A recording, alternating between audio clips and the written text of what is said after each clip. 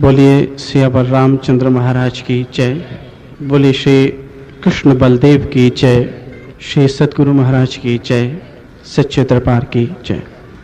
आए हुए सभी भक्त श्रद्धालुगण, बुजुर्ग भाई माताएं एवं बहनों, आप सभी के अंतर में परमात्मा की उस स्वच्छ निर्मल आत्मा के दर्शन करता हुआ सर्वप्रथम परम पूजनीय गुरु महाराज जी के चरणों में कोटि कोटि वंदन और उसके पश्चात आप सभी को नमस्कार। पिछले 6 दिनों से हम श्री राम कथा अमृत रामचरितमानस के विभिन्न प्रसंगों के माध्यम से श्रवण कर रहे थे। ये तो परमात्मा की कथा अनंत है और उसकी लीलाएं भी अनंत हैं, परंतु उस अनंत को समझने के लिए हमें किसी न किसी माध्यम का सहारा लेना पड़ता है। परमात्मा सूक्ष्म है, असीम है, परंतु उस असीम तक पहुंचने के लिए हमें किसी स्थूल का सहारा लेना पड़ता है, वो है भाषा, शब्द। यूं तो शब्द परमात्मा की कथा, परमात्मा की महिमा और परमात्मा तक पहुंचाने में पूर्ण नहीं है, लेकिन शब्द के माध्यम से हम वो दिशा पकड़ पाते हैं जिसके द्वारा हम अपनी मंजिल तक पहुंच पाएं। मनुष्य का जीवन भटक रहा है। इस घोर कलयुग के अंदर मनुष्य विचलित है, अशांत है, दुखी है, जिसके बारे में महाभारत पर्व के अंदर एक बहुत अच्छी कथा आती है। जिस वक्त महाभारत का युद्ध समाप्त हो गया, उस वक्त कृष्ण युधिष्ठिर, भीम, नकुल, सहदेव, अर्जुन पांचों पांडवों को भ्रमण करने के लिए भेजते हैं। कृष्ण कहते कि जाओ थोड़ा सा घूम आओ, परंतु एक बात याद रखना, एक ही दिशा में मत जाना। होनी और अचंभित कोई लगने वाली कोई वस्तु कोई आप देखे तो वापस आ जाना, आगे मत बढ़ना। कृष्ण की बात को श्रवण करके पांचों भाई अलग अलग दिशाओं में चल पड़े। इधर युधिष्ठिर चलता है तो अचानक बड़ा अचंभित होने वाली एक वस्तु को देखता है। वो देखता है कि सामने से एक हाथी आ रहा है जिसकी 2 सूंड हैं। युधिष्ठिर बड़ा हैरान होता है, इस प्रकृति के अंदर हाथी की 1 सूंड होती है, ये 2 सूंड वाला हाथी कहां से आया। हैरानी के अंदर अचानक गुरु के, कृष्ण के वाक्य याद आते हैं। वापस आ जाता है और आने के बाद बताता है कि प्रभु ऐसे ऐसे मैंने देखा कि एक हाथी 2 सूंड वाला हाथी और चला आ रहा था मेरी तरफ। कृष्ण अभी उससे कुछ कहते या युधिष्ठिर प्रश्न करता, उधर से अर्जुन भी एक घटना देख करके वापस आ जाता है। अर्जुन कहते कि महाराज प्रभु मैंने भी एक घटना देखी है। कृष्ण कहते हैं कौन सी। अर्जुन कहते कि महाराज मैंने देखा है कि अभी सामने से जिस वक्त मैं जा रहा था तो वहां पर मुझे एक गाय अपने बछड़ों को चाटती हुई नजर आई। कृष्ण ने कहा कि इसमें आश्चर्य की क्या बात है। अर्जुन कहते कि महाराज वो चाटते हुए बछड़े की खाल भी खा जाती थी, अपने बछड़े की, और उस पर भी, उसके बाद भी उस खाल में से जो खून रिश्ता है उसको भी वो चाट रही थी, तब भी नहीं छोड़ रही थी। कृष्ण मुस्कुरा देते हैं। इतने में वहां से भीम आते हैं। भीम कहते कि महाराज, कृष्ण ने कहा क्या तुमने भी कुछ देखा। भीम कहते कि हाँ महाराज, मैंने देखा कि पर्वतों से बड़े बड़े पत्थर गिर करके आ रहे हैं और वो गिरने के बाद बड़े बड़े वृक्षों को तोड़ करके आगे बढ़ रहे हैं, लेकिन नीचे आते आते एक छोटे से तिनके के पास आकर के रुक जाते हैं। वृक्ष को उखाड़ देते हैं लेकिन तिनके के पास आके रुक गए। बड़ी आश्चर्य की बात है। इतने में नकुल आते हैं। कृष्ण कहते कि तुमने क्या देखा। नकुल कहते कि महाराज मैंने देखा कि एक गांव के किनारे पर 5 कुएं हैं, उसमें से आजू बाजू के 2-2 कुओं के अंदर 4 कुओं में पानी है, लेकिन जो बीच का कुआं है उसमें पानी नहीं है, सूखा है वो। जबकि पानी का स्रोत जो होता है वो एक सा होता है नीचे। अगर आसपास पानी है तो बीच में पानी जरूर होना चाहिए, लेकिन बीच में पानी नहीं है। इतने में सहदेव आता है। सहदेव से पूछते हैं कि भाई तुमने क्या देखा। सहदेव कहते कि प्रभु मैंने देखा कि एक पक्षी है जो उड़ने के वक्त वेदों के मंत्र का उच्चारण करता है, वेदों के मंत्र की ध्वनि होती है, लेकिन वो पक्षी मांस का भक्षण कर रहा है, मांस खा रहा है। मंत्र तो वेदों के उच्चारण कर रहा है लेकिन खा रहा मांस है। पांचों भाई कृष्ण से प्रश्नवाचक दृष्टि से देखते हैं। वो पूछते कि प्रभु ये क्या है, ये आश्चर्यजनक बातें ये क्या है सब? तो कृष्ण कहते हैं कि युधिष्ठिर, ये कलियुग के आगमन की सूचना है। सभी पूछते हैं कि ये किस प्रकार की सूचना है? कृष्ण कहते हैं कि जो युधिष्ठिर तुमने देखा, ये सबसे पहली सूचना है 2 सूंडों वाला हाथी। कलियुग के अंदर जो राजा होगा वो 2 सूंड वाला होगा, अर्थात उसकी कथनी कुछ और होगी और करनी कुछ और होगी, एक सी नहीं होगी। वो बोल कुछ और रहा होगा और कर कुछ और रहा होगा। ये कलियुग का राजा होगा। अर्जुन ने पूछा कि महाराज मेरे प्रश्न का उत्तर। अर्जुन को कृष्ण कहते हैं कि अर्जुन, तुमने जो गाय देखी बछड़े को चाटते हुए, ये गाय इस संसार की आसक्ति है मनुष्य के अंदर, और मनुष्य इतना संसार के अंदर आसक्त होगा कि बार बार सत्संग का संदेश मिलने पर भी वो आएगा नहीं। संसार की जिम्मेवारियां पूरी हो जाने के बाद भी, अब वो पुत्र का विवाह हो गया, पुत्री का विवाह हो गया, उसके बाद भी संसार को नहीं छोड़ना चाहता है। उसके बाद अपने पोते पोतियों में है, उसके बाद उनके विवाह के अंदर और भी ख्वाहिश रखता है, वो संसार की आसक्ति को त्यागता नहीं। ये उस गाय का प्रतीक है जो मांस के साथ साथ खून भी चाट रही है। युधिष्ठिर ने प्रश्न किया, अर्जुन ने किया, भीम ने प्रश्न किया। प्रभु मेरे प्रश्न का उत्तर। भीम को कृष्ण कहते हैं कि भीम, वो जो पत्थर है वो कलियुग के अंदर मनुष्य के पाप हैं। मनुष्य संसार के अंदर रहते हुए, विचरण करते हुए पाप करने से बच नहीं सकता। यह कलियुग की निशानी है।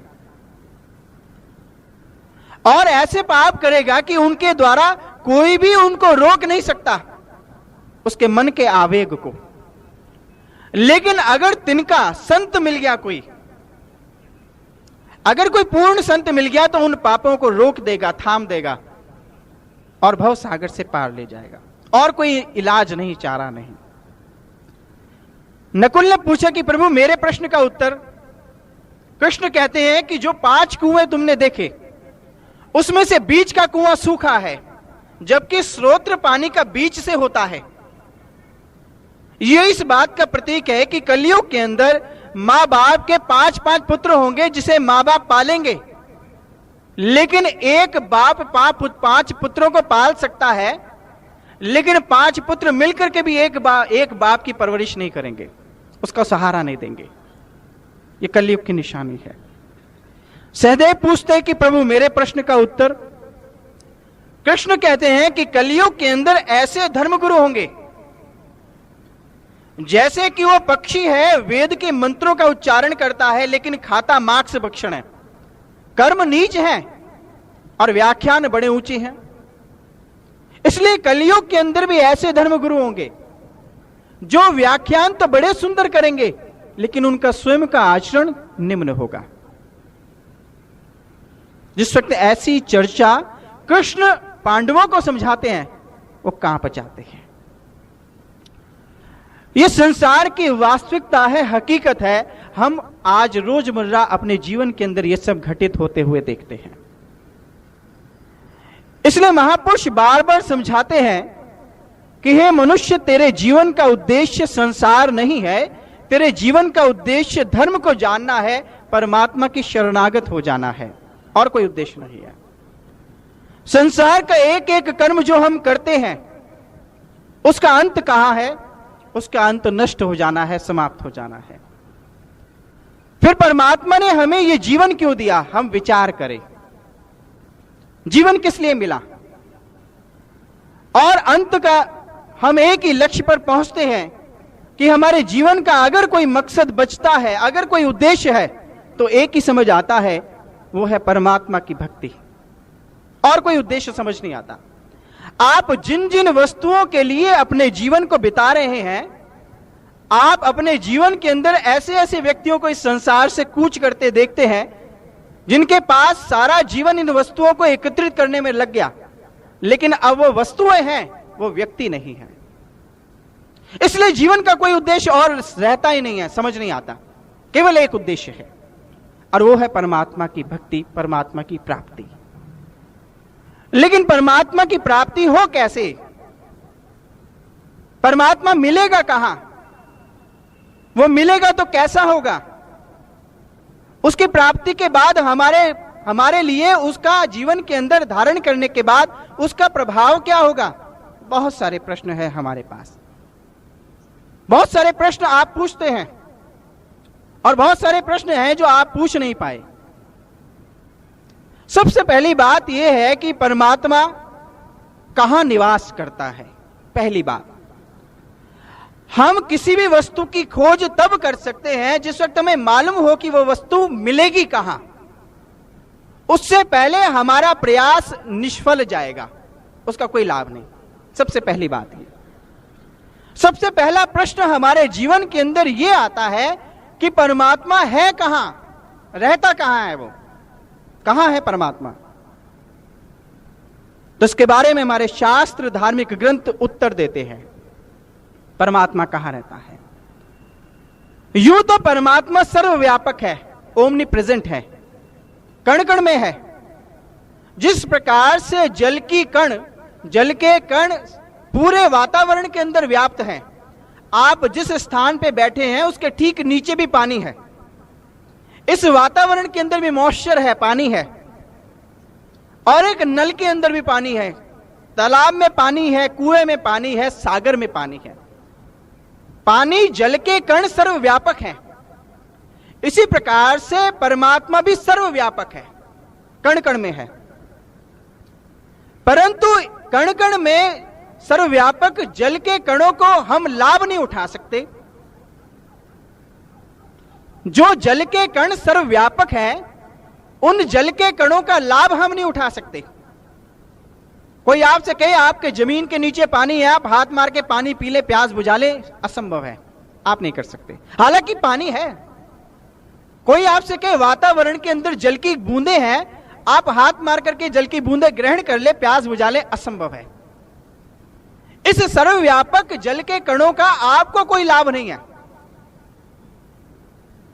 इसी प्रकार से परमात्मा सर्वव्यापक है, कण कण में है।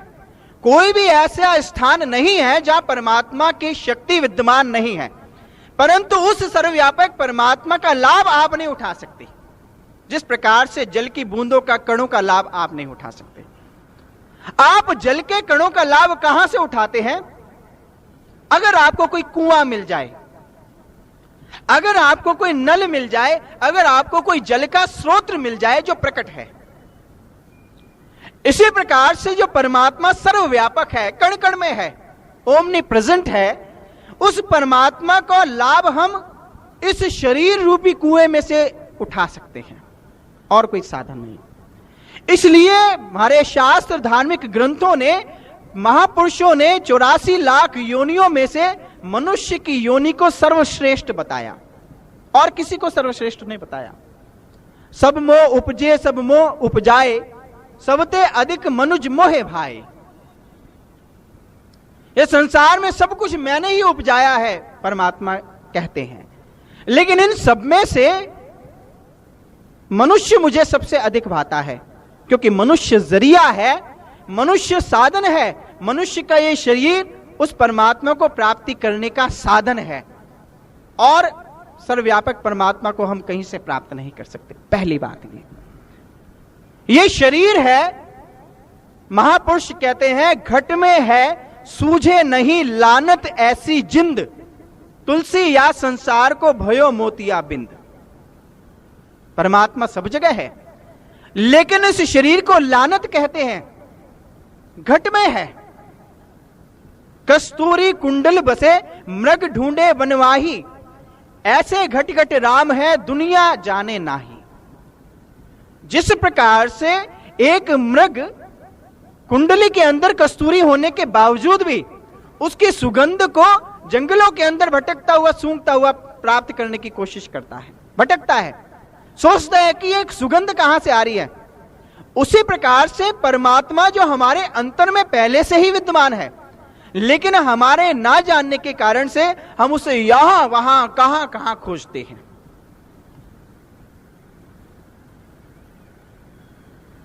आसाम के एक राजा एक समय कमंडल हाथ लेकर के निकल पड़े, भगवा वस्त्र धारण कर लिए और जंगलों की ओर जाने लगे थे कि अचानक वहां से गुरु तेग बहादुर जी पहुंचे।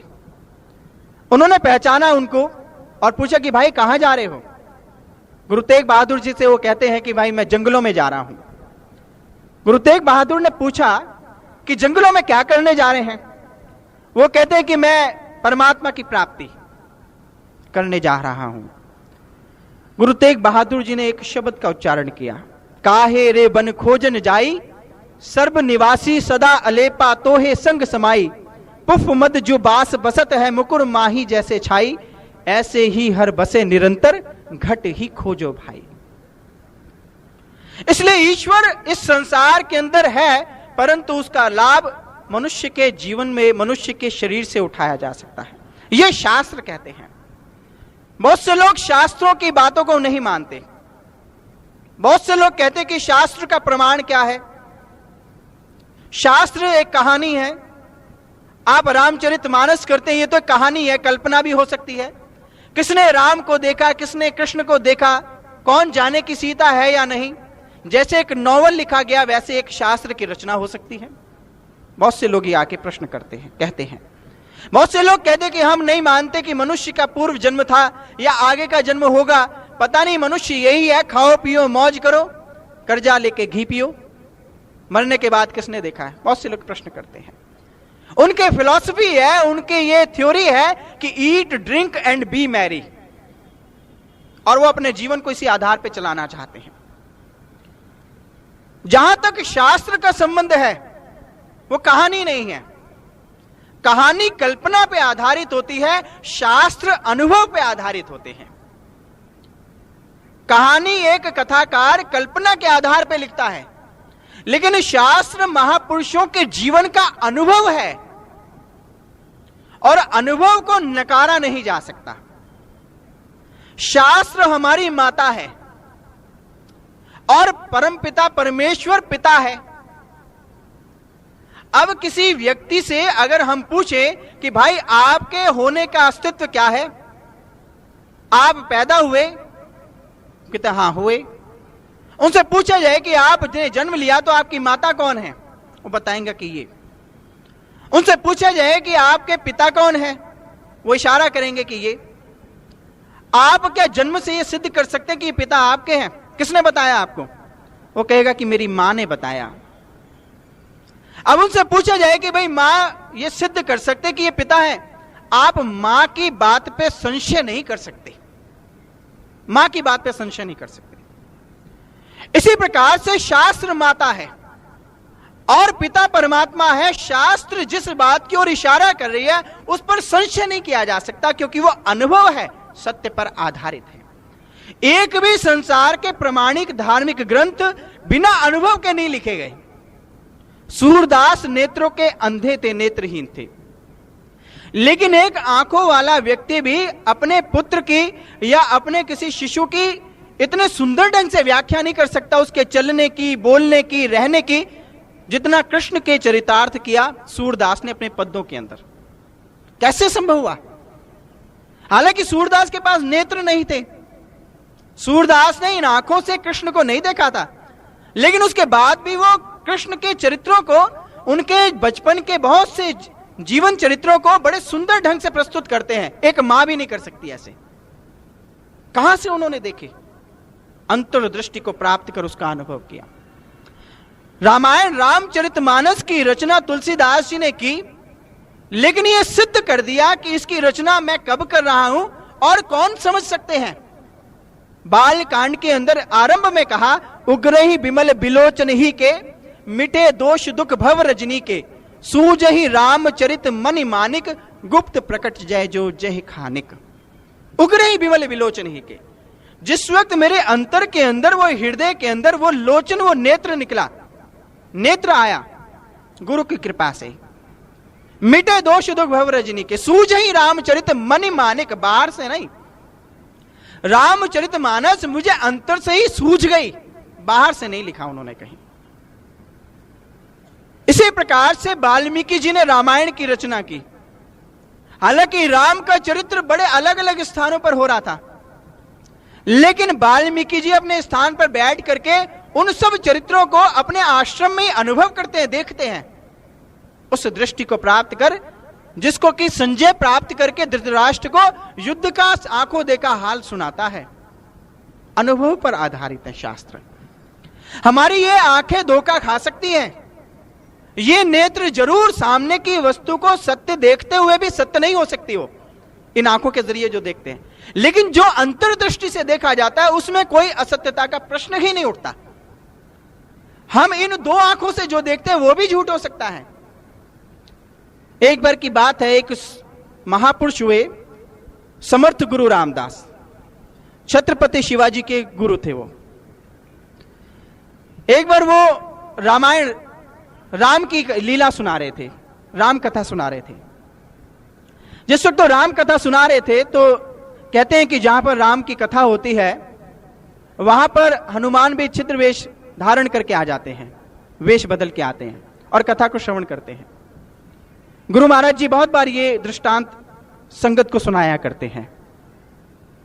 जिस वक्त समर्थ गुरु रामदास कथा कर रहे थे तो वहां पर ब्राह्मण के वेश में हनुमान आके बैठ गए संगत में, और कथा का प्रसंग चल रहा था। समर्थ गुरु रामदास अशोक वाटिका के चित्र को खींच रहे थे संगत के सामने।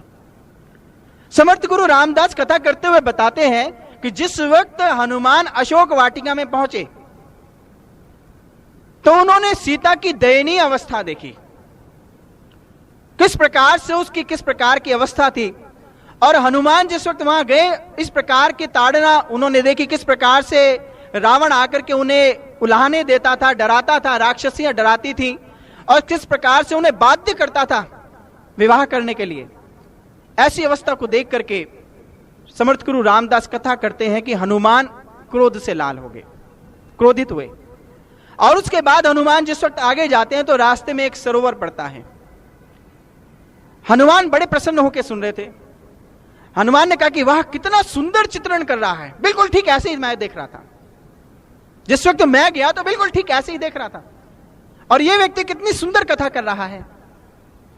आगे समर्थ गुरु रामदास कहते हैं कि जिस वक्त हनुमान और आगे गए तो उन्होंने सरोवर के अंदर लाल कमल के फूल देखे। अचानक हनुमान के चेहरे के भाव बदल गए, जो ब्राह्मण के वेश में थे।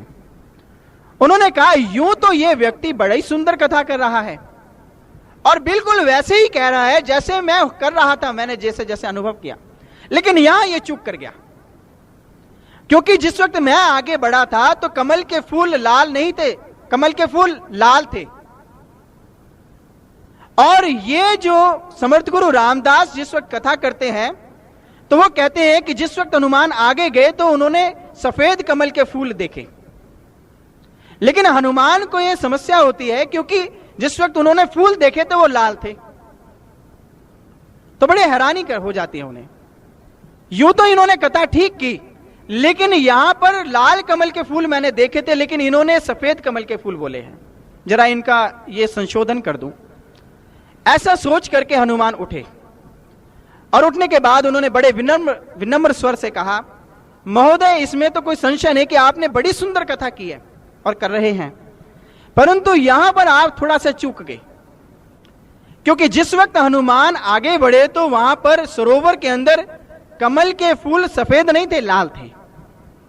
ये आप समाधान त्रुटि को जरा सुधार लें। समर्थ गुरु रामदास कहते हैं अच्छा ठीक है बैठ जाओ।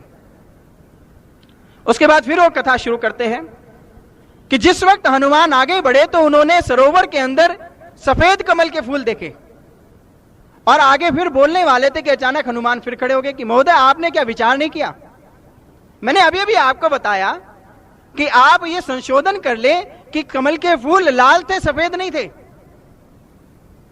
समर्थ गुरु रामदास कहते कि देखो बहुत देर से तुम बोल रहे हो और बार बार कथा के अंदर टोको मत, मैंने सुन लिया, आप चुपचाप बैठ जाओ। हनुमान को बड़ा क्रोध आया, आप किस प्रकार की बातें कर रहे हैं, आपको शायद मालूम नहीं कि मैं कौन हूं और आप गलत कथा कह रहे हैं। समर्थ गुरु रामदास कहते कि नहीं मैं कथा बिल्कुल ठीक कह रहा हूं। हनुमान कहते कि मैं आपको बता ही देता हूं कि मैं कौन हूं, मैं ही हनुमान हूं और मैं ही वहां पर गया था और मैंने ही ये सब कुछ देखा था जो मेरी आप कहानी बता रहे हैं। इसलिए मैं कहता हूं मैंने अपनी आंखों से देखा था कि कमल के फूल लाल थे, सफेद नहीं थे। समर्थ गुरु रामदास कहते हैं कि मुझे इसमें कोई आपत्ति नहीं कि आप हनुमान हैं या नहीं, मुझे कोई आपत्ति नहीं, आप होंगे हनुमान। लेकिन कमल के फूल सफेद ही थे, लाल नहीं थे। हनुमान को बड़ा क्रोध चढ़ता है। हनुमान कहते हैं हद जिद्दी किस्म का व्यक्ति है, मानने को तैयार ही नहीं है, जबकि मैंने बता दिया कि मैं हनुमान हूं, तब भी मानना ही नहीं चाहता। उन्होंने कहा कि अगर इसका समाधान करना तो तुम्हें मेरे साथ चलना पड़ेगा, मैं गलत कथा नहीं कहने दूंगा। समर्थ गुरु रामदास कहते कि कहां ले जाओगे? वो कहते तुम्हें मेरे साथ राम के पास चलना पड़ेगा, प्रभु राम के पास। समर्थ गुरु रामदास कहते कि ठीक है, मंजूर है।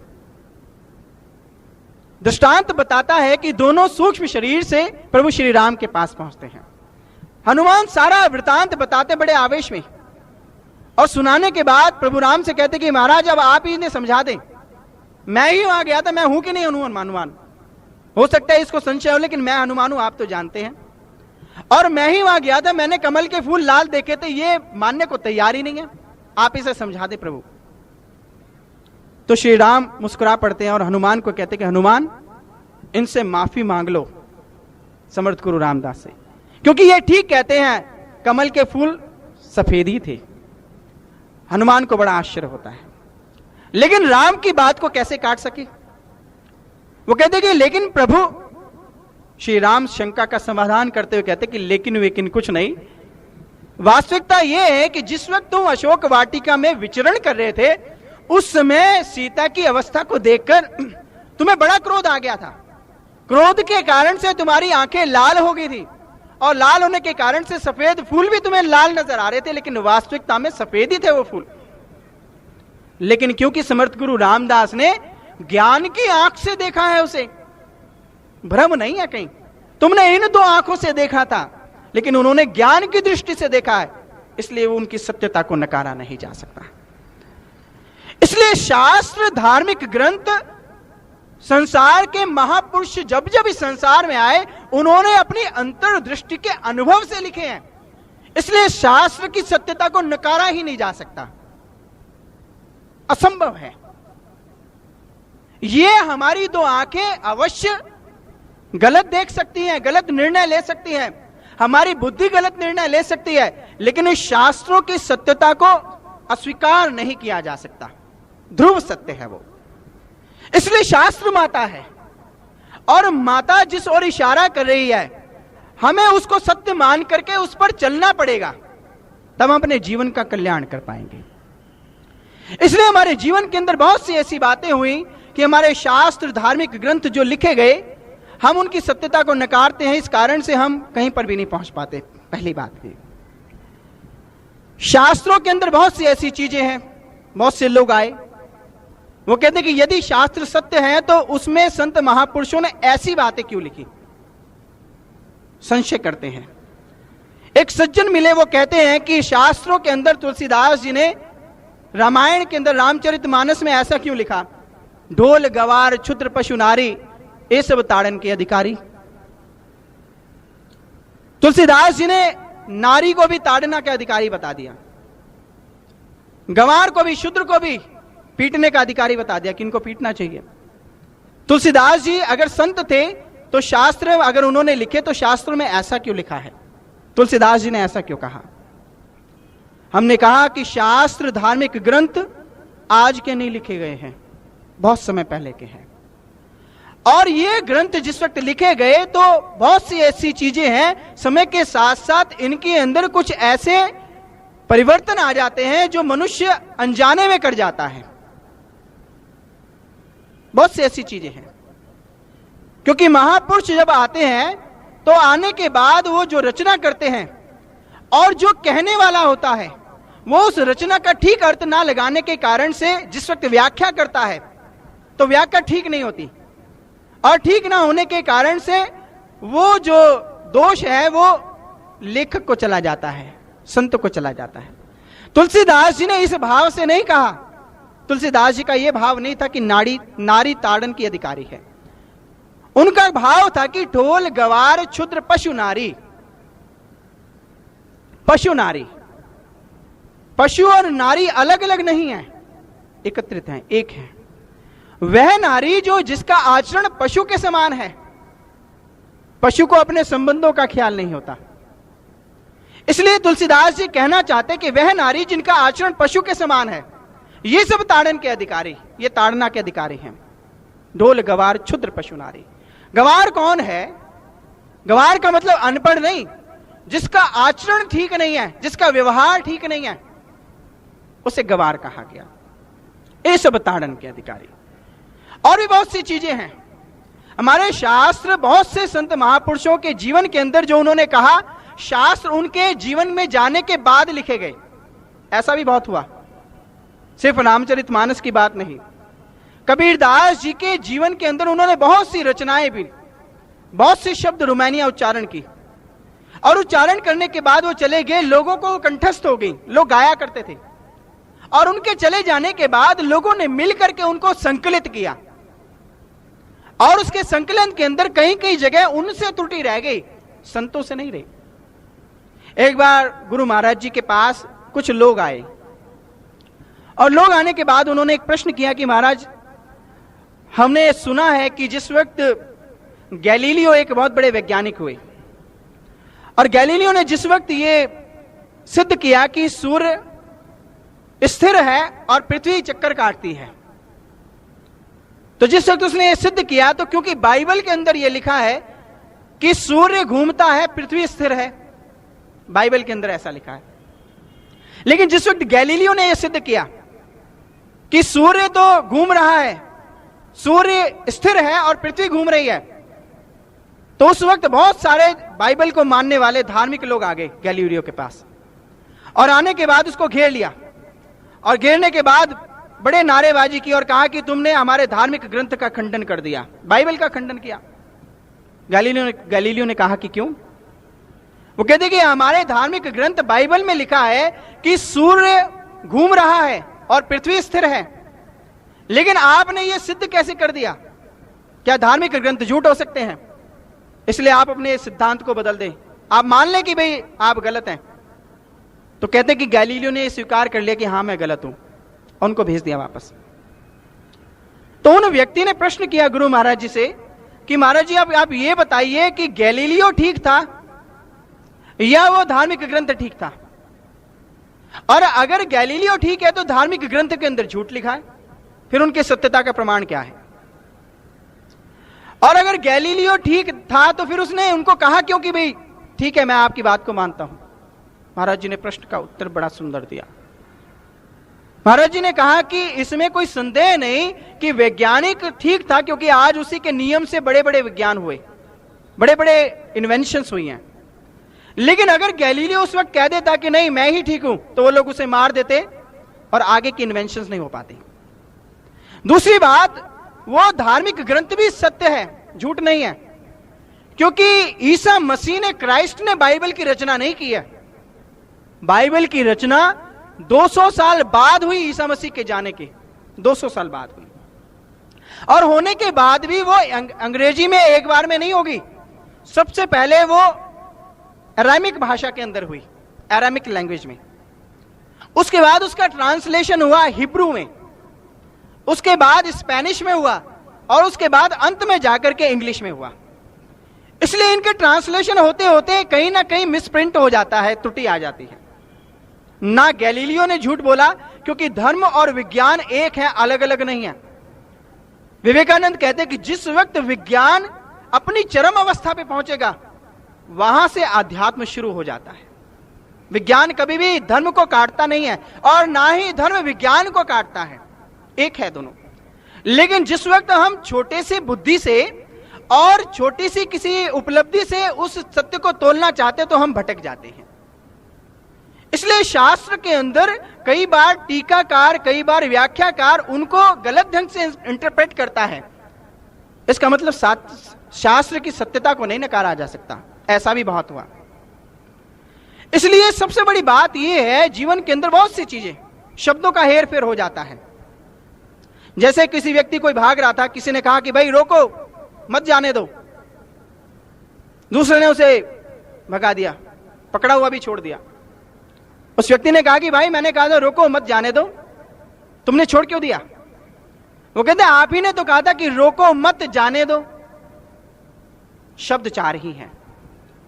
किसी के घर के बाहर यह लिखा था कि गॉड इज नाउ हेयर। किसी के घर के बाद तख्ती पे लिखा था, आस्तिक था, गॉड इज नाउ हेयर। लेकिन एक कोई मूर्ख व्यक्ति नास्तिक पहुंच गया जो ईश्वर की सत्ता को मानता नहीं था। जिस वक्त वो पहुंचा तो वहां पहुंचने के बाद उसको शरारत सूझी, दिमाग है, फितूर है और कोई कारिस्तानी करना चाहता है। उसने उसकी तख्ती के अंदर जो शब्द थे, वर्ड्स थे, उसमें से नाव के डब्लू को हटा दिया वहां से और हेयर के साथ लगा दिया आगे, और पढ़ करके बड़ा खुश हुआ, गॉड इज नो वेयर। अर्थ बदल दिया सारा का सारा। शास्त्रों के साथ भी ऐसा ही हुआ, बहुत से शास्त्रों के साथ ठीक इसी प्रकार से हुआ। एक बार इसी के उदाहरण में एक और दृष्टांत याद आ रहा है। एक बार कोई सज्जन किसी ऑफिस में गए, बड़े दिनों से उनकी फाइल नहीं मिल रही थी और उन्होंने सोचा कि आज किसी ना किसी तरह से ये फाइल निकलवा लूंगा। तो जिस वक्त गए तो बड़े परेशान थे, बड़ी जूतियां घिस गई थी, लेकिन कोई काम करके राजी नहीं था। आप सब भली भांति परिचित हैं इस बात से। और उन्होंने देखा कि वहां पर बाहर तख्ती पे लिखा हुआ था, घूस लेना देना पाप है। बड़े खुश हुए, चल एक तो डिपार्टमेंट ऐसा मिला कि जहां पर भ्रष्टाचार नहीं है। खुशी से अंदर गए और जाकर के बड़ी कोशिश की, लेकिन कोई काम फिर नहीं बना। अंत में किसी तरह कर कुर के वो क्लर्क के पास गए कि भाई काम कैसे होगा। वो कहता कि भाई कुछ है क्या। उसे बड़ा आश्चर्य हुआ। उसने कहा कि भाई पहले काम बना लूं, उसके बाद इनसे पूछूंगा कि ये बाहर तख्ती क्या लगाई है। और उसके बाद उसने पैसे वैसे दिए, देने के बाद काम बनाया और काम जिस वक्त हो गया तो बाद में अथॉरिटी जो मैनेजर था उसके साइन होने के बाद जब पूर्ण काम हो गया, उसने मैनेजर से कहा कि मैनेजर साहब आपको मालूम है आपके ऑफिस के बाहर तख्ती क्या लगी है। कहते हाँ बहुत अच्छी तरह मालूम है, मैंने ही लगवाई है। लेकिन आपने ये किस प्रकार से लगाई। आप क्लर्क से लेके आप तक सबने घूस ली है, लेकिन तख्ती पे लिखाते कोई घूस लेना देना पाप है। वो कहते कि अरे बात बिल्कुल ठीक है, लेकिन तुम्हारे समझने में फेर है, क्योंकि तख्ती के ऊपर जो लिखा है उसे पढ़ने में तुम्हारा फेर है, ठीक से पढ़ नहीं पाए। ध्यान से पढ़ो, उसमें लिखा है घूस ले ना देना पाप है। शास्त्रों को तोड़ा गया, मरोड़ा गया। शास्त्रों के जीवन के अंदर महापुरुषों ने सत्य लिखा, लेकिन हमने अपनी बुद्धि के द्वारा, क्योंकि मनुष्य बड़ा चतुर है, वो हर चीज को बुद्धि के दायरे से तोलना चाहता है, हर चीज को बुद्धि से निर्णय लेना चाहता है। लेकिन शास्त्र अंतर की गहराइयों में उतर करके लिखे गए, बुद्धि से नहीं लिखे गए। शास्त्र विवेक के द्वारा लिखे गए, ज्ञान की दृष्टि को प्राप्त करके लिखे गए, बुद्धि के द्वारा उनका कोई संबंध नहीं है। लेकिन हम शास्त्रों को जो कि गहराइयों में जाके लिखे, हम उनको बुद्धि से परखना चाहते हैं। इसी कारण से हम भ्रमित हो जाते हैं। इंसान की बुद्धि क्या है? इंसान के जीवन का छोटा सा तजुर्बा, उस छोटे से तजुर्बे के अंदर छोटी सी बुद्धि है। उस छोटी सी बुद्धि के द्वारा वो अनंत को समझना चाहता है, जीवन भर लगा रहेगा, नहीं समझ सकता। बुद्धि के द्वारा परमात्मा को समझा नहीं जा सकता। इसलिए शास्त्रों के अंदर बहुत सी ऐसी चीजें हैं जो केवल हमें संत समझा सकते हैं। एक व्यक्ति मिले, वो कहने लगे कि भाई राम ने एक तपस्वी का वध कर दिया, एक तपस्वी को मारा उन्होंने। राम कैसे न्यायप्रिय राजा थे। एक व्यक्ति शंभुक नाम का, और वो साधना कर रहा था, ईश्वर की प्राप्ति कर रहा था। लेकिन अचानक राम को पता लगा, एक ब्राह्मण ने जाके शिकायत लगाई और राम को पता लगा, और राम ने जाकर के उस शंभुक को मार दिया, वध कर दिया। ये किस प्रकार के राजा थे, किस प्रकार के ईश्वर थे? अगर कोई साधना कर रहा है, ईश्वर की प्राप्ति का प्रयास कर रहा है, तो उसको वध क्यों किया गया? बहुत से प्रश्न करते हैं। परंतु वाल्मीकि रामायण के अंदर जहां इसकी बात लिखी है, वहां पर यह कथा पूर्ण नहीं है। हम छोटी सी चीज पकड़ के बैठ जाते हैं। वाल्मीकि रामायण में स्पष्ट लिखा है कि वो शंभुक जो नाम का व्यक्ति था, वो कोई साधना, ईश्वर की प्राप्ति का साधन नहीं कर रहा था, वो बल्कि तांत्रिक योग कर रहा था, कोई तंत्र विद्या कर रहा था। और उस विद्या को करते हुए उसने एक ब्राह्मण के लड़के की बलि भी दे दी। और जिस वक्त ब्राह्मण का लड़का मरा और उसे पता लगा, तो वो फौरन लेकर के प्रभु राम के पास आए। राम के पास आने के बाद उन्होंने कहा कि प्रभु इस प्रकार से इसका वध किया गया है, बलि ली गई है, प्रभु राम फौरन गए, शंभुक को समझाया कि भाई तू इस प्रकार की सिद्धियां मत कर, ये तेरा भी नाश करेंगे और समाज के लिए भी हितकारी नहीं है। शंभुक नहीं माना और अंत में राम ने उनका वध कर दिया। बहुत सी ऐसी कहानियां हैं जो हमने मनगढ़ंत बनाई है, जिनका आधार कुछ और ही है। इसलिए कहने का भाव यह है कि शास्त्र सत्यता पर आधारित है और उसको कोई महापुरुष ही समझा सकता है, क्योंकि महापुरुष जब तक हम उस घर में पहुंचे नहीं जिस घर की चर्चा है, हम कभी नहीं समझ सकते। इसलिए संत ही ऐसे होते हैं, महापुरुष होते हैं जो शास्त्र को समझा सकते हैं, नहीं तो हम शास्त्रों के जरिए उलझ करके रह जाते हैं। इसलिए आदि शंकराचार्य जिन्होंने कि बहुत से भाष्य लिखे, विवेक चूड़ामणि ग्रंथ लिखा, इतने ग्रंथ लिखने के बाद बड़े बड़े शास्त्रार्थ किए। आज मेरे ख्याल हमारे पास उतनी विद्या नहीं है शास्त्रों की जितनी शंकराचार्य के पास थी, लेकिन उन्होंने बड़े शास्त्रार्थ लिखे, किए और शास्त्र लिखे।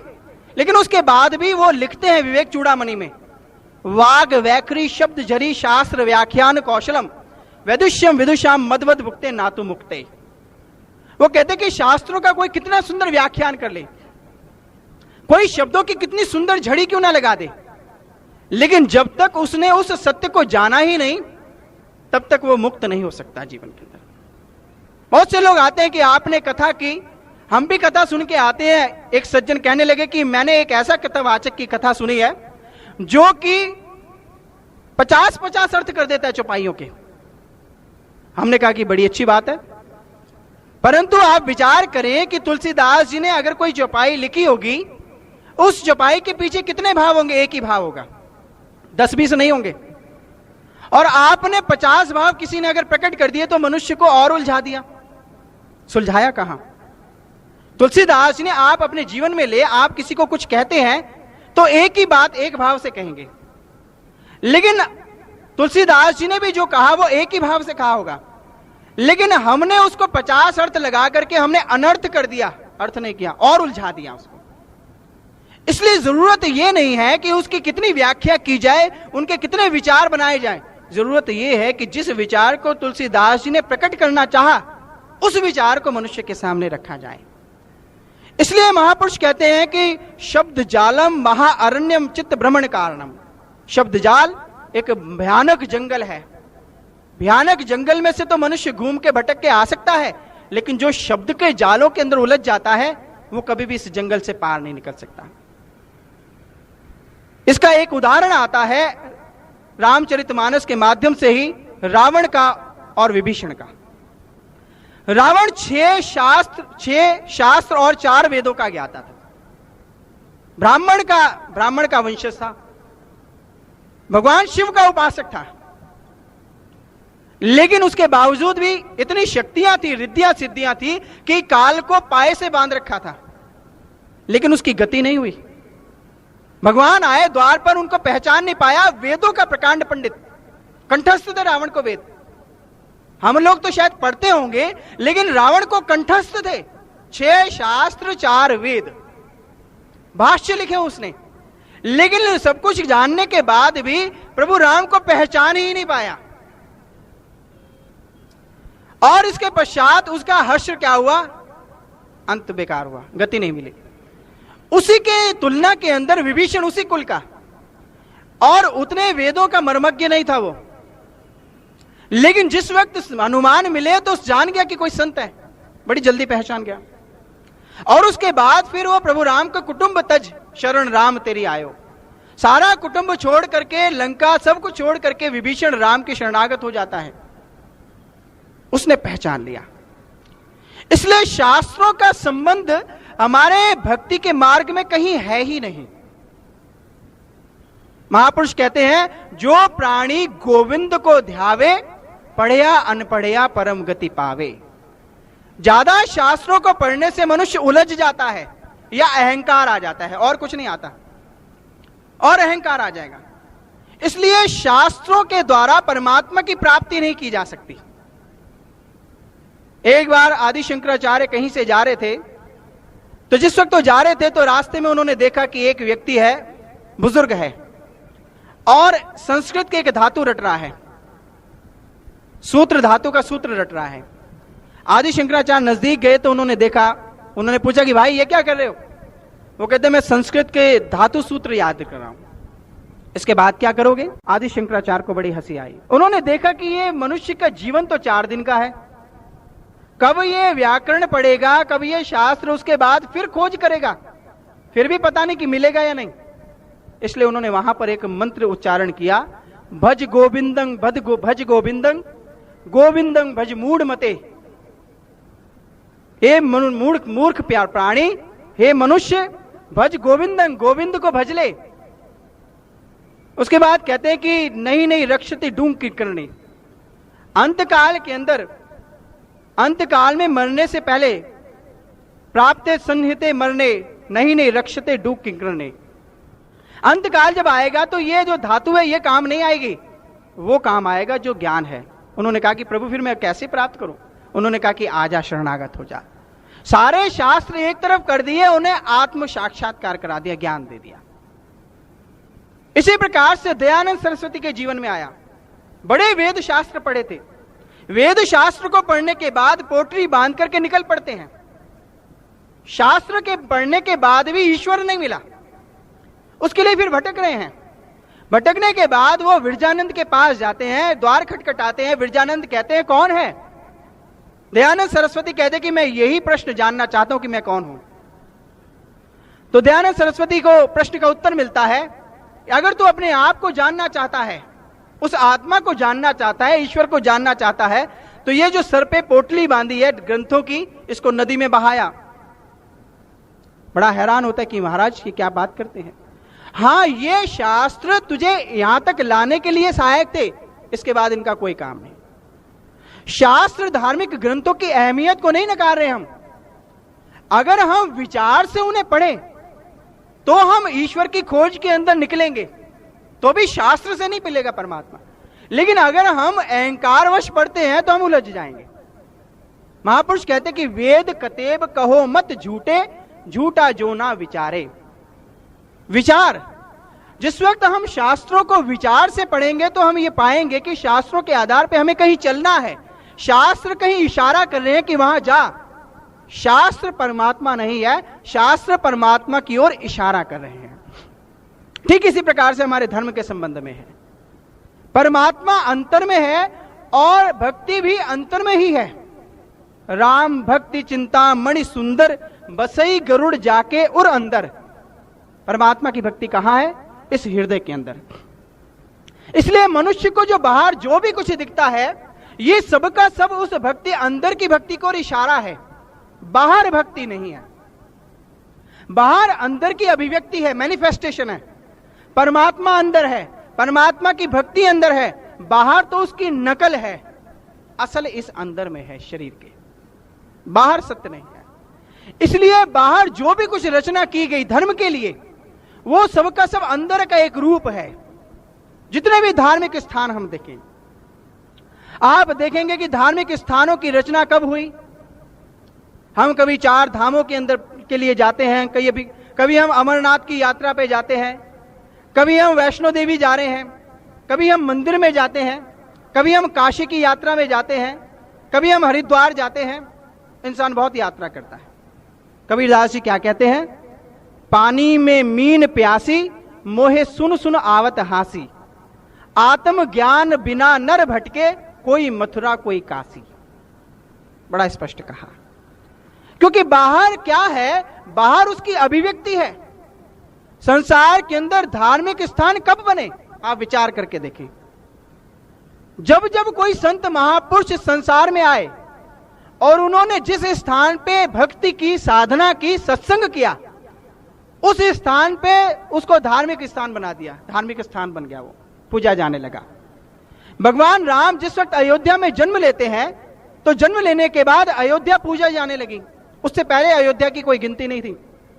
4 धाम हैं। आदि शंकराचार्य ने इन चारों स्थानों पर, जो 4 धाम हैं, वहां पर सत्संग किया, साधना की और प्रचार किया। इसके कारण से आज ये 4 धाम पूजे जाते हैं, इनकी मान्यता होगी। हम देखते हैं अमरनाथ की यात्रा, अमरनाथ का स्थान है। वहां पर भगवान शिव ने पार्वती को आत्मा का ज्ञान दिया था, अमर कथा सुनाई थी, इसलिए वो पूजा जाने लगा। वैष्णो देवी जाते हैं हम, वहां पर मां वैष्णवी ने जिस वक्त उस असुर को, राक्षस को मार दिया, और मारने के बाद भैरव राक्षस को मार दिया, उसके बाद इस वक्त आगे गई, तो आगे जाने के बाद उस स्थान पर जहां पर हम आज दर्शन करते हैं, वहां पर उन्होंने ध्यान के अंदर लीन होगी, समाधि में, उसी आत्मा के ज्ञान को प्राप्त करने के बाद, और इसकी वजह से वो पूजा जाने लगा। जितने भी धार्मिक स्थान है वो सबके सब इसलिए पूजे जाते हैं क्योंकि कभी ना कभी, किसी ना किसी समय, किसी संत महापुरुष ने आकर के वहां ज्ञान दिया, वहां सत्य का प्रचार किया, इस कारण से वो पूजे जाते हैं। लेकिन हमारी विडंबना क्या होती है, हम उस ज्ञान को छोड़ देते हैं, हम उस सत्य को छोड़ देते हैं, हम उस विचार को छोड़ देते हैं, हम केवल स्थूल चीज को पकड़ के रह जाते हैं, हम केवल स्थान तक सीमित रह जाते हैं, हम उस ज्ञान की चर्चा को समझ नहीं पाते। यही कारण है कि महापुरुष कहते कि आत्म ज्ञान बिना नर भटके, कोई मथुरा कोई काशी, मोहे सुन सुन आवत हासी। इसलिए भगवान श्री कृष्ण और भी अन्य महापुरुष इस बात को व्याख्या करते हैं। इसलिए धार्मिक स्थान, धार्मिक ग्रंथ, इनकी जो रचना है वो इसलिए है क्योंकि ये इशारा कर रहे हैं, कहीं बता रहे हैं गया स्थान है। गया का पूजन क्यों है? पिंड दान करने जाते हैं लोग गया, क्योंकि वहां पर गौतम बुद्ध ने, सिद्धार्थ ने उस बुद्धत्व को प्राप्त किया। इसलिए संसार के अंदर जो भी कुछ हम धर्म के लिए बाहर देखते हैं, ये सब अंतर की एक अभिव्यक्ति है। धर्म बाहर नहीं है, धर्म अंदर है। धर्म क्या है? धर्म आंख खुलने की प्रक्रिया है, नेत्र के खुल जाने की प्रक्रिया है, और धर्म नहीं है। धर्म जिस वक्त दृष्टि मिलती है, दृष्टि खुल जाती है, उससे पहले हम धर्म को प्राप्त नहीं कर पाते, धर्म को जान नहीं पाते, और हम उस धर्म के स्थूल चीज के अंदर उलझे रहते हैं। और यही कारण है कि धर्म को ना जानने के कारण आज संसार के अंदर बड़े झगड़े हैं, क्लेश हैं। आप हैरान होंगे कि जितने संसार के अंदर लड़ाइयां एक धार्मिक व्यक्तियों ने की, उतनी अधर्मियों ने, नास्तिक व्यक्तियों ने नहीं की, जितने खून खराबे धार्मिक व्यक्तियों के द्वारा हुए। कारण क्या है? क्योंकि वो उस वास्तविक धर्म को नहीं जानते थे। इसलिए महापुरुष कहते हैं, सिद्ध समाद करे नित झगड़े, ये दुई लोचन क्या हेरे, अंतर ज्योत शब्द धुन जागे, सतगुरु झगड़ निबेरे। अंतर ज्योत, जिस वक्त अंतर में वो परमात्मा, वो धर्म जान जाते हैं, तो फिर झगड़े समाप्त हो जाते हैं, उससे पहले नहीं। नहीं तो इन मनुष्य लड़ता है, झगड़ता है अज्ञानता के, क्योंकि वो धर्म को जानता नहीं है, धर्म को माने बैठा है, अपने विचारों के द्वारा उसने धर्म को मान लिया है, धर्म का अनुभव नहीं है, उसके पास वो नेत्र, वो आंख नहीं खुली जिसके द्वारा अपने अंतर में धर्म को जाना जाता है। क्योंकि धर्म क्या है? धर्म संस्कृत की ध्री धातु से निकला है, जिसका अर्थ होता है धारण करना। धर्म बहन, बहन नहीं है अभी, लेकिन अच्छे लगी, कोई विचार अच्छे लगे, गुण लगे, उसको धारण कर लिया, धर्म बहन होगी। धर्म भाई, उसको धारण किया। धर्म पत्नी, धारण किया। कहां धारण किया? अपने साथ में, अपने विचारों में, अपने अंतर में। इसी प्रकार परमात्मा की भक्ति जो धर्म है, वो धारण करने की चीज है। जब तक हम उस धर्म को धारण नहीं करते, तब तक हम धार्मिक नहीं है। और धारण किसी व्यक्ति को देख करके होती है। इसी प्रकार से जिस वक्त हम धर्म को धारण करेंगे, तो ईश्वर की सत्ता को देख करके किया जा सकता है। इसलिए संसार के अंदर कब लड़ाई हुई? धर्म के नाम पे, जिस वक्त मनुष्य ने उस धर्म को जाना नहीं, देखा नहीं, केवल हम उसको बाहरी रूप को पकड़ के बैठ गए। एक बार विवेकानंद कहीं से जा रहे थे, तो उन्होंने देखा बनारस के अंदर कुछ पंडे लड़ रहे हैं आपस में। विवेकानंद नजदीक गए और जाने के बाद उन्होंने पूछा कि भाई लड़ते क्यों हो? तो पंडे कहते हैं, एक कहता है कि भाई देखो, बड़ी देर से विवाद हो रहा है, मैं कहता हूं कि विष्णु बड़ा है, और ये कहते हैं कि शिव बड़ा है। ये मेरी बात नहीं मानता, और वो कहते कि ये मेरी बात नहीं मानता। बड़े सारे तर्क दे रहे, बड़ी लड़ाई हो रही, दो गुट बन गए। विवेकानंद को बड़ा आश्चर्य हुआ, बड़ी हैरानी हुई। उन्होंने कहा कि भाई एक बात बताओ, आप विष्णु को जानते हैं? देखा है विष्णु को? उन्होंने कहा, अरे नहीं नहीं, विष्णु को कौन देख सकता है, और बड़ा मुश्किल है, और देखा तो नहीं है। उन्होंने कहा अच्छा ठीक है, यहीं रुक जाओ। दूसरे से पूछे कि आपने शिव को देखा है क्या? उसने कहा कि नहीं नहीं, शिव को तो देखा नहीं कभी, लेकिन चर्चाएं बहुत सुनी है, बहुत पढ़ा है। उन्होंने कहा कि तुम भी रुक जाओ। पहले पंडित से कहते कि जाओ तुम पहले विष्णु को देख करके आओ, और दूसरे से कहते कि जाओ तुम शिव को देख करके आओ। जिस दिन तुम दोनों अपने विष्णु और अपने शिव को देख लोगे, उस दिन झगड़ा समाप्त हो जाएगा। तुम क्योंकि पता लग जाएगा कि वो एक ही चीज है, देखा नहीं है, इसलिए झगड़ा हो रहा है, इसलिए विवाद है। इसलिए महापुरुष कहते हैं कि जब तक वो महापुरुष नहीं मिलते जो हमारे अंतर में उस नेत्र नहीं देते जिसके द्वारा हम ईश्वर की सत्ता को देखें, तब तक झगड़े हैं, कलेश हैं।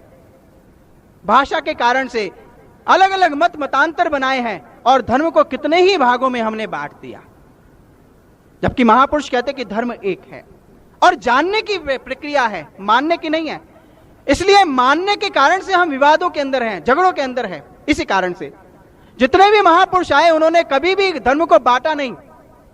परमात्मा एक है और वो एकता में विश्वास करता है, लेकिन हमने धर्म को अलग अलग रूप दे दिया उन महापुरुषों के सत्य के संदेश को ना जानने के कारण से। इसलिए एक बुल्ले शाह संत हुए, वो कहा करते हैं, वो कहते हैं कि अपनी वाणी के अंदर, युगों युगों तू बदले चोले, नए नए रूप में तू समझावे, पर हम तेरा भेद ना जाने, नए नए धर्म बनावे। अलग अलग रूप में आया परमात्मा और उसने मनुष्य को समझाने का प्रयास किया, लेकिन हम उसके समझ कर ना जानने के कारण से नए नए वेश बनाते हैं। लंका चढ़ के नाद बजावे, वृंदावन में गऊ चरावे, हाजी बन के मक्के जावे, वाह वाह रंग वटाइंदा। लंका चढ़ के नाद बचाया तूने, ये राम की बात करते हैं। एक मुसलमान संत, क्योंकि उन्होंने अंतर में जान लिया परमात्मा को, इसलिए उनके लिए राम और अल्लाह अलग अलग नहीं है। वो कहते कि लंका चढ़ के नाद बजावे, वृंदावन में गऊ चरावे, कृष्ण बन के भी तू आया था, हाजी बन के मक्के जावे, वाह वाह रंग वटाइंदा। अलग अलग रंग है तेरे। इसलिए जब किसी संत महापुरुष आए संसार में और उन्होंने वो प्राप्त किया, तो उन्होंने बताया कि वो एक है। श्री गुरु ग्रंथ साहब के अंदर इसका बड़ा अच्छा वर्णन आता है। उसके अंदर आता है कि सतयुग ते मान्यो छलियो बलि बावन भाइयों, सबको एक कर देते हैं। आज हम अलग अलग हैं, लेकिन महापुरुष अपनी वाणी के अंदर एक करते हैं। सतयुग ते मान्यो छलियो बलि बावन भाइयों, वो कहते हैं सतयुग के अंदर तुम बलि के रूप में आए थे, तुम जो है बौने के बावन रूप में आए थे और राजा बलि को छला था। आपने सबने ये कथा सुनी होगी। त्रेते ते माने और राम रघुवंश कहाए हो, त्रेता युग के अंदर तुम राम के रूप में आए, रघुवंश में जन्म लिया। द्वापर कृष्ण मुरार कंस कृतारथ कीनो, द्वापर के अंदर कृष्ण बन के आए, कंस को मारा। उग्रसेन को राज अभय भक्ता जन दीनो, उग्रसेन को तुमने राज्य दिया और जो जनता थी उनको अभय दिया, क्योंकि डरी हुई थी जनता कंस के राज्य में। कलयुग नानक प्रमाण, श्री गुरु अंगद अमर कहायो, श्री गुरु राज अटल अविचल आद पुरख फरमायो। वो कहते हैं ये सब के सब गुरु का राज अटल है, एक है, कभी बदला नहीं है। अव्वल अल्लाह नूर उपाया, कुदरत के सब बंदे, एक नूर ते सब जग उपजा, कौन भले कौन मंदे। ये कब आती है बातें? जिस वक्त हम उस नूर को, उस प्रकाश को, उस एक ईश्वर की सत्ता को जान लेते हैं। उससे पहले हम लड़ते हैं, सिद्ध समाध करें, नित्य झगड़े, रोज झगड़ते हैं उससे पहले। इसलिए जब तक हम धर्म के बारे में जानते नहीं है, अनुभव नहीं करते, वो दृष्टि नहीं मिलती, तब तक ये विवाद है, ये झगड़े हैं। कोई भाषा को लेके, कोई ग्रंथ को लेकर के, कोई किसी महापुरुष को लेकर के हम इन विवादों में फंसते रहेंगे और सत्य को नहीं जानेंगे। विवाद कब खत्म होता है? जब वो वस्तु हमारे अंतर में दर्शन के रूप में आ जाती है, हमें पता लग जाता है कि सब एक है। एक बार एक क्लास के अंदर 3 विद्यार्थी थे जिनको एक समान अंक मिले। इस बात को समझने वाली बात है। एक अंक मिले तो अध्यापक ने उन्हें 10 का नोट दिया और कहा कि भाई देखो, ये जो अंक है तुमने 1 से लिए हैं, इसलिए इसके समान लेके आपस में मिल करके खा लेना, कोई भी चीज ले लेना। वो 10 का नोट लेके निकले, लेकिन समस्या खड़ी होगी। समस्या क्या थी? वो तीनों एक दूसरे की भाषा नहीं जानते थे और अलग अलग भाषा जानते थे। एक जानता था पंजाबी, एक जानता था हिंदी और एक जानता था अंग्रेजी। आपस में भाषा नहीं जानते थे एक दूसरे की। बाहर आए तो एक बोलता है हिंदी के अंदर कि भाई मैं तो तरबूज खाऊंगा इससे, बाकी दोनों को समझ नहीं आया कि भाई ये क्या कह रहा है। पंजाबी वाले ने कहा कि भाई नहीं, मुझे तो हदवाना चाहिए। उसको समझ नहीं आया कि तरबूज क्या होता है, तरबूज वाले को समझ नहीं आया कि हदवाना क्या होता है। अंग्रेजी वाला कहते कि भाई नहीं मैं तो वाटरमेलन लूंगा, आई वॉन्ट वाटरमेलन। अब तीनों एक ही चीज मांग रहे हैं, लेकिन क्योंकि भाषा नहीं जानते इसलिए लड़ रहे हैं। वो कहते नहीं मैं तरबूज लूंगा, वो कहते नहीं हदवाना चाहिए, वो कहते नहीं वाटरमेलन चाहिए, खूब झगड़ा हो रहा है। अचानक वहां से एक ऐसा व्यक्ति मिलता है जो तीनों की भाषाओं को जानता था। जिस वक्त उसने प्रश्न किया उस वक्त उसने कहा कि भाई समस्या क्या है। उसने कहा कि भाई मुझे ये चाहिए। अंतर में हंसा। उसने सोचा कि अगर मैं इन्हें समझाना चाहूंगा तो ये मानेंगे नहीं मेरी बात को, इसलिए उन्होंने कहा कि भाई मैं तीनों को यही चीज लाके दूंगा तुम्हारी पसंद की, 10 रुपए दे दो। लेके गया और जाने के बाद एक तरबूज लाया, बीच में रख दिया। जैसे ही रखा तो तीनों खुश हो गए, झगड़ा समाप्त हो गया, काट के खा लिया। अंग्रेजी वाला कहते दैट्स आई वांट, पंजाबी वाला कहते कि यही मैनू चाहिए सी, और हिंदी वाला कहते कि यही मुझे चाहिए था। झगड़ा खत्म हो गया। झगड़ा कहां है? जब तक दर्शन नहीं है। इसलिए धर्म आंख खुलने की प्रक्रिया है। धर्म की शुरुआत ही हमारे अंतर में से शुरू होती है, बाहर नहीं है। जब तक हम बाहर से कहीं बंधे रहेंगे हम झगड़े में बंधे रहेंगे, दायरों में बंधे रहेंगे, क्योंकि धर्म अंतर की उत्पत्ति है, धर्म अंदर की अवस्था है, बाहर सब उसका एक नकल है, असल हमारे शरीर के अंदर है। हम बहुत सी परिभाषाएं देते हैं, हमने हिंदू अलग कर दिए, सिख अलग कर दिए, जैनी अलग कर दिए, बुद्ध अलग कर दिए, बौद्धिस्ट अलग कर दिए, हमने इस सबको बांट दिया। ये कैसे बांटा गया? परमात्मा ने संसार के अंदर पृथ्वी एक दी, उस पे लकीरें डाली इंसान ने। ये इंडिया है, ये अमेरिका है, ये इंग्लैंड है, ये हिंदू। परमात्मा ने सबको एक सा रंग दिया, खून एक दिया। इस खून के अंदर ब्लड ग्रुप मनुष्य ने डाले हैं। परमात्मा ने सबको एक सा बनाया, लेकिन इंसान ने अपने अंतर में फर्क डाले। इसी प्रकार से महापुरुष जब आते हैं तो एक करने आते हैं, वो धर्म एक की चर्चा करते हैं, लेकिन इंसान अपनी बुद्धि के आधार पे उसे बांट देता है। धर्म को भी बांट दिया, आज परमात्मा को भी बांट दिया। इसलिए ये सब चीजें कब समाप्त होती है? जब हम अंतर में हिंदू शब्द, बुद्ध शब्द, जैनी शब्द, सिख शब्द, ये एक अंतर की अवस्था है, ये कोई बाहर संप्रदाय या मत नहीं है। धर्म एक है, बाकी सब ये अवस्थाओं का नाम है और कुछ नहीं है। हिंदू किसे कहा गया? शास्त्र इस बात को प्रमाणित करते हैं, ये अंतर की अवस्था। आप विचार करना इस बात पे। हिंदू कहा गया हिंसते दुष्टते अनेनेति हिंदू। शास्त्र कहते जिसने अपने हिंसक दुष्टों को, काम, क्रोध, लोभ, मोह, अहंकार को मार लिया, वो हिंदू है और कोई हिंदू नहीं। अब विचार करें कि हिंदू कौन है। यह अंतर की अवस्था है, बाहर का कहीं संबंध नहीं। धर्म का संबंध बाहर से कहीं भी नहीं है, अंतर की अवस्थाएं हैं। हम खुद विचार करें इन बात पे। उसके बाद शब्द आता है सिख। सिख क्या है? महापुरुष कहते हैं सो गुरु सो सिख है भाई, जिन ज्योति ज्योत मिलाई। क्या हमने अपने अंतर में उस ज्योति का दर्शन किया? अगर नहीं किया तो हम सिख नहीं हैं। शास्त्र कहते हैं, गुरबाणी ये कहती है। खालसा शब्द की परिभाषा क्या है? हम खालसा कहते हैं अपने आप को, लेकिन गुरु गोविंद सिंह जी 10वें ग्रंथ के अंदर लिखते हैं खालसा की परिभाषा। आज हम बाहर की चीजों का परिवेश को धारण करके अपने आप को खालसा कहते हैं। गुरु गोविंद सिंह जी लिखते हैं, जागृत ज्योत जपे निस्बासर, एक बिना मन नेक न आने। जागृत ज्योत जपे निस्बासर, जो दिन रात हमारे अंदर ज्योत जल रही है, उसको जो देखता है, जिसका मन उसमें लग गया, पूर्ण ज्योत जगे घट में, तबे खालसा ताहे न खालिस जाने। यह हमारा मत नहीं है, यह उन्हीं महापुरुष का मत है जिनके नाम पे हम आज अलग व्याख्या करते हैं। हम जैन शब्द को लें, जैन का अर्थ क्या है? जैन जिन धातु से निकला है, जिसका अर्थ होता है अपने आप को जीतना। अंतर की अवस्था है, बाहर कुछ में नहीं है। जिसने अपने आप को जीत लिया, जिसने अपने जीवन को जीत लिया, जिसने अपने विचारों को जान लिया, जिसने अपने अंतर की वासना को जीत लिया, वो जैन है।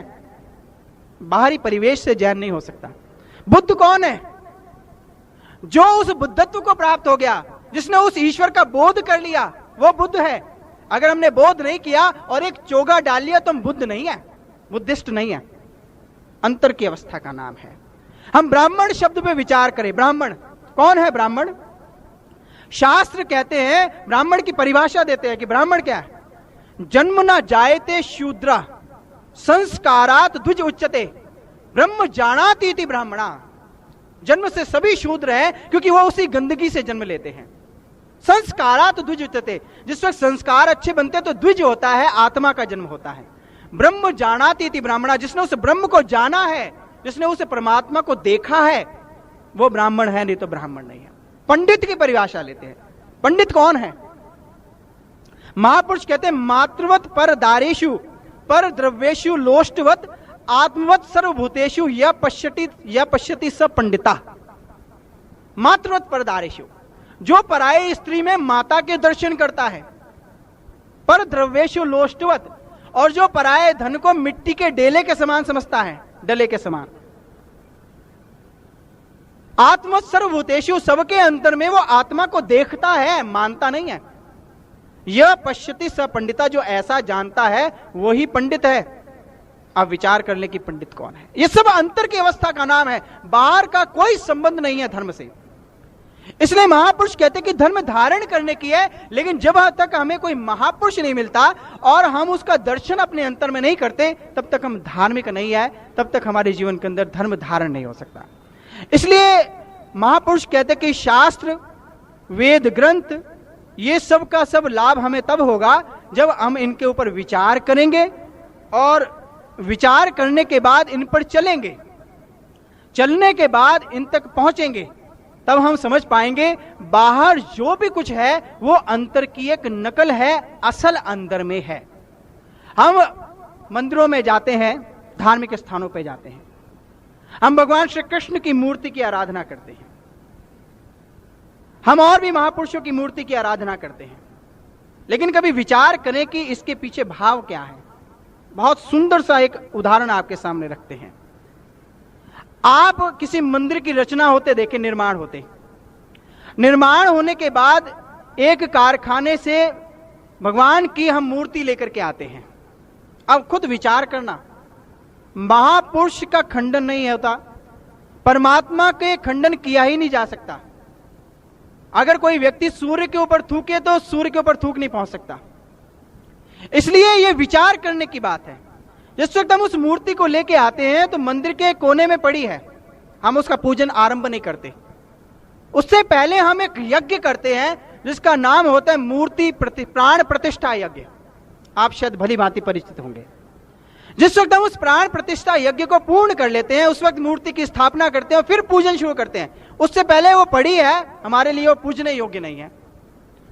अब विचार करें कि मूर्ति पहले भी वही थी, अब भी वही है, अब पूजन क्यों शुरू हो गया? क्योंकि हमने प्राण प्रतिष्ठा यज्ञ किया।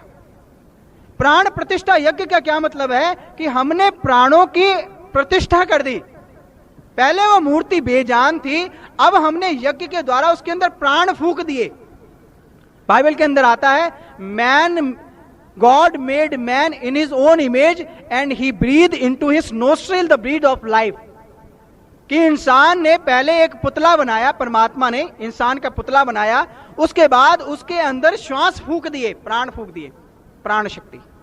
इसलिए वो मूर्ति पहले पूजी नहीं जाती, लेकिन मंदिर में आने के बाद, यज्ञ करने के बाद प्राण प्रतिष्ठा, यानी उस मूर्ति के अंदर हमने यज्ञ के द्वारा प्राणों को फूंक दिया, इसलिए पूजने योग्य होगी। तो फिर पूजा किसे हमने? प्राणों को पूजा। इसका मतलब प्राणों का पूजन है महत्व। उससे पहले और बाद में वही चीज है, आया फर्क क्या हुआ? केवल प्राणों का फूंकना फर्क हुआ। इसलिए वो प्राण कहां है? महापुरुष कहते हैं, एक शब्द मेरे प्राण बसते हैं बहुर जन्म ना आवा। ये हमारे शरीर के अंदर मन मंदिर तन भेष कलंदर घट ही तीर्थ नावा, ये प्राण, श्वासों को चलाने वाली शक्ति, ये इसके अंदर चल रही है। इसलिए बाहर जो भी कुछ हम देखते हैं, एक एक चीज, महापुरुष कहते हैं हर मंदिर की परिभाषा देते हैं। हर मंदिर सोई आखिए जिथू हर जाता, मानुख दे गुरु वचनी पाया सब आत्म राम पछाता, मन मूरख हर मंदिर की सार ना जाने बिरथा जन्म बिहाता। हर मंदिर, ये हर का मंदिर, परमात्मा का शरीर, ये शरीर ही हर का मंदिर है, परमात्मा का मंदिर। इसलिए बाहर जो भी कुछ है वो इशारा है, लेकिन हम इशारे को समझ नहीं पाते। किसी महापुरुष ने इशारा किया, वो सूर्य है, हमने उंगली को सूर्य समझ लिया, इसलिए हम सूर्य तक नहीं पहुंच पाए।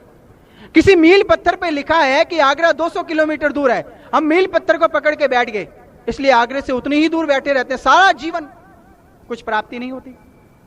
इसलिए बाहर जो भी कुछ है वो एक इशारा है।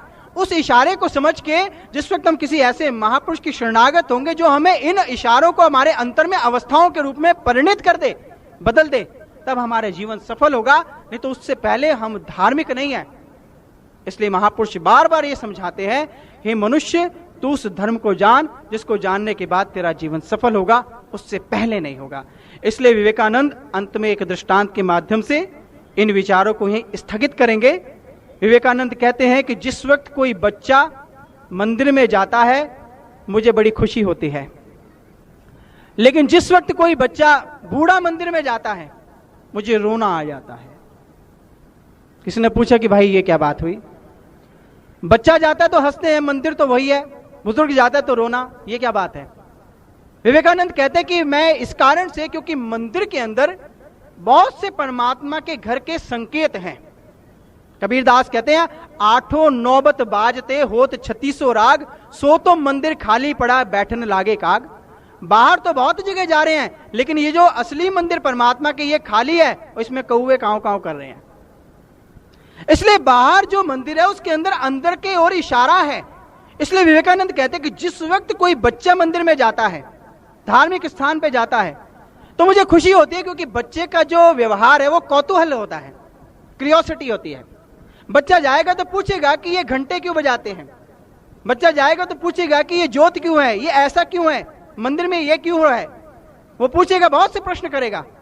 ऐसे प्रश्न के अंदर हो सकता है कि उसे वहां कोई ऐसा व्यक्ति मिल जाए जो इनका भेद जानता और वो उसके घट के अंदर इनका अर्थ बता दे, तो उसका जीवन सफल हो जाएगा, वो आगे बढ़ जाएगा, मील का पत्थर छूट जाएगा, आगरे की तरफ चल पड़ेगा।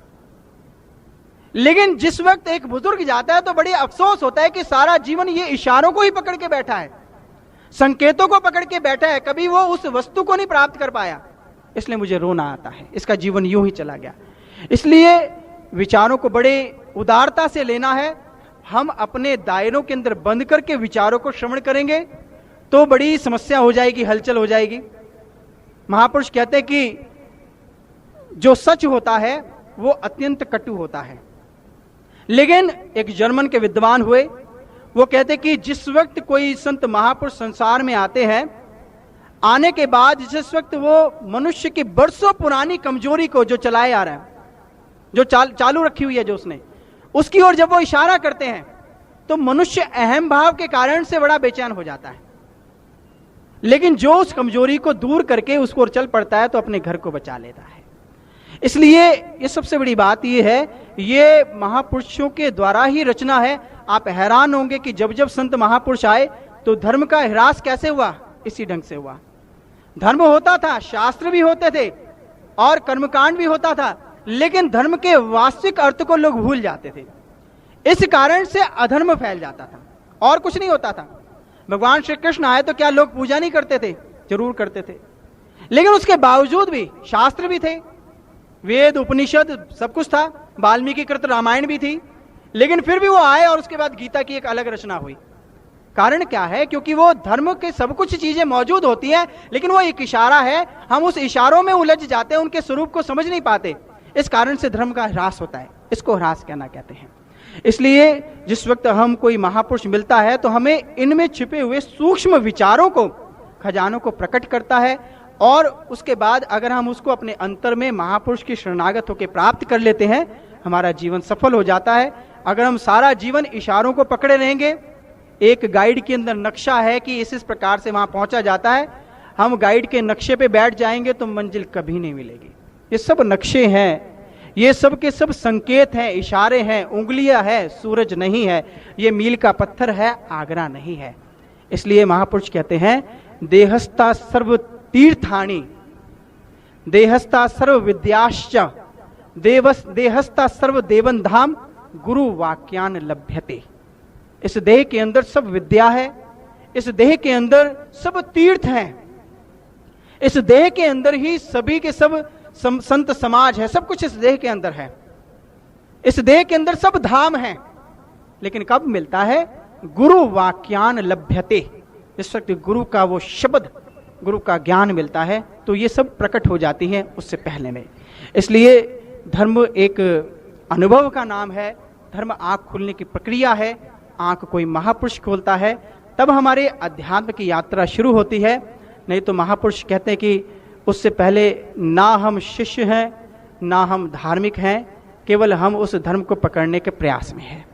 इसलिए यही विचार थे, समय को मद्देनजर रखते हुए, क्योंकि समय की सुई इजाजत नहीं देती, लेकिन महापुरुष कहते हैं कि समझदार को इशारा ही काफ़ी होता है। इसलिए अंत में अगर किसी वचनों से आपको मेरे वचनों से कोई ठेस लगी हो, हमारी अंतर की भावना बड़ी पवित्र है, हम आपको भी उस दर तक ले जाना चाहते हैं, हम आपको भी उसका दर्शन कराना चाहते हैं जिसको हमने देखा है। ये हमारी भावना है, केवल इसी भावना से हम आपके समक्ष आए हैं और हमें आपसे कुछ नहीं चाहिए। इसलिए अगर कोई भावना को आपकी ठेस लगी हो तो हम ये मेरे वचन समझ करके और ठीक प्रकार से व्याख्या न कर पाने के कारण से आप मुझे क्षमा करें।